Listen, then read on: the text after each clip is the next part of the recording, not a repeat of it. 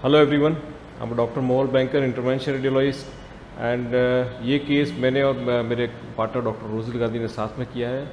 We are situated into the western part of India, city called Ahmedabad.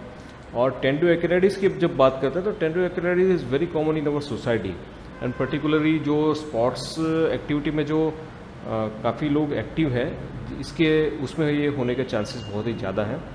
और उसकी कोई specific treatment नहीं है। पेशेंट्स कभी जो टेंडो एक्रेडिस का जो पेन होता है उसको फिजियोथेरेपी से, पेन किलर से कंट्रोल करने की ये कोशिश करते हैं। बट ये पेन अगर 3 महीने के अंदर फिजियोथेरेपी से नहीं जाता है देन इट्स वेरी डिफ़िकल्ट कि वो कंट्रोल में आएगा।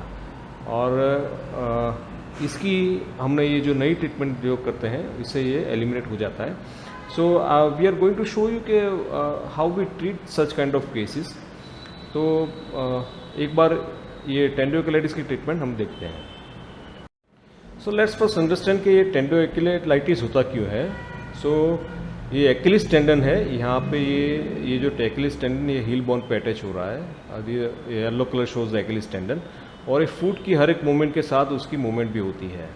और एक्सेसिव फुट मूवमेंट में ये स्ट्रेच ज़्यादा हो जाता है और ये स्ट्रेचिंग जब बढ़ जाता है तब उसमें चांसेस होते हैं फाइबर रप्चर होने के।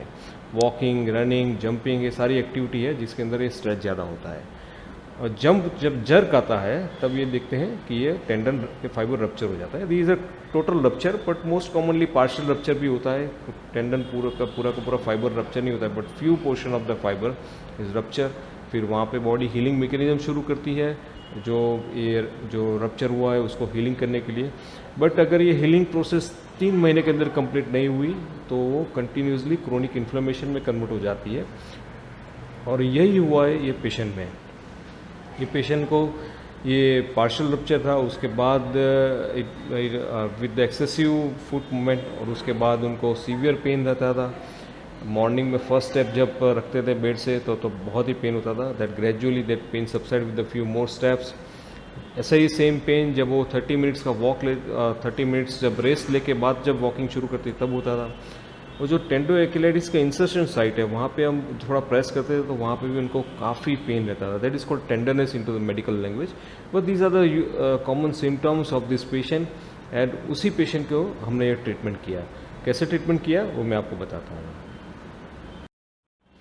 सो basically what we do it कि जैसे हम हार्ट की एंजियोग्राफी करते हैं वैसे ही हमने ये टेंडो एक्रेडिस का जो इंसर्शन है उस पोर्शन की, फुट पोर्शन की हमने एंजियोग्राफी की। और ये नॉर्मल आर्टरी है, बट यहाँ पे आप देख रहे हैं ये ब्लैकनेस ज़्यादा दिख रही है। तो दिस इज कॉल्ड हाइपरवास्कुलरिटी। इसका मतलब कि खून की नलियों का जो कॉन्सेंट्रेशन है वो ज़्यादा है इस रीजन में। क्यों ज़्यादा है? क्योंकि ये इन्फ्लेमेशन की साइट है, वहाँ पे बॉडी साइटोकाइंस रिलीज़ कर रही है। सो बॉडी को साइटोकाइंस रिलीज़ करने के लिए वहाँ पे ब्लड वेसल्स को, नंबर ऑफ ब्लड वेसल्स को बढ़ाना पड़ेगा। सो ये हमको दिख रहा है कि ये साइट्स पे ये खून की नलियाँ ज़्यादा दिख रही है।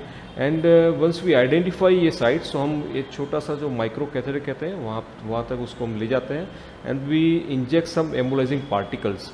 ये स्मॉल एम्बोलाइजिंग पार्टिकल्स की साइज़ ऐसे होती है कि ये जो स्मॉल माइक्रो वेसल है उसी को वहाँ पे जाके ब्लॉक करता है। मेन वेसल्स में वो ब्लॉकेट नहीं देता है।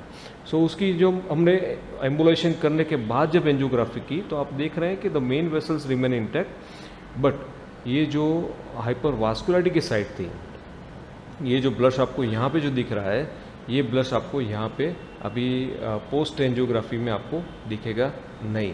So this is the beauty of this procedure.